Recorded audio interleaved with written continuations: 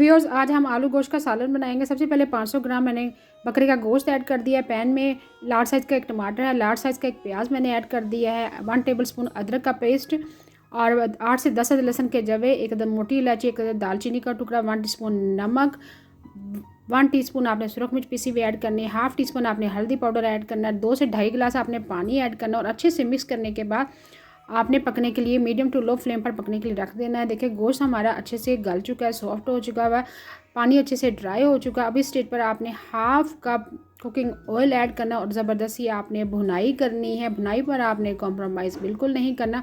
Please viewers, आपसे request है कि अगर वीडियो पसंद है तो वीडियो को लाइक करें, शेयर करें और सब्सक्राइब करें।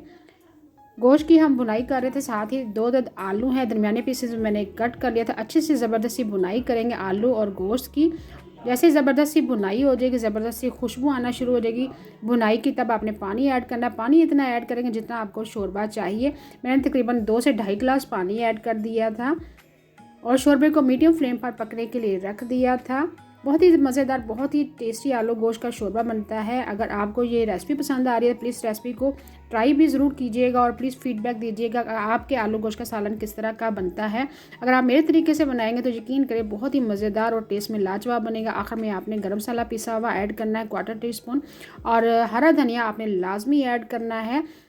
आलू गोश्त के शोरबे को आप सर्व करें तंदूरी रोटी के साथ, नान के साथ, चपाती के साथ, प्लेन राइस के साथ। यकीन करें बहुत ही मज़ेदार और फ्लेवर में लाजवाब बनता है। दावतों में बनाएं। उम्मीद है आपको आज की रेसिपी पसंद आई होगी। Thanks for watching. अल्लाह हाफिज़।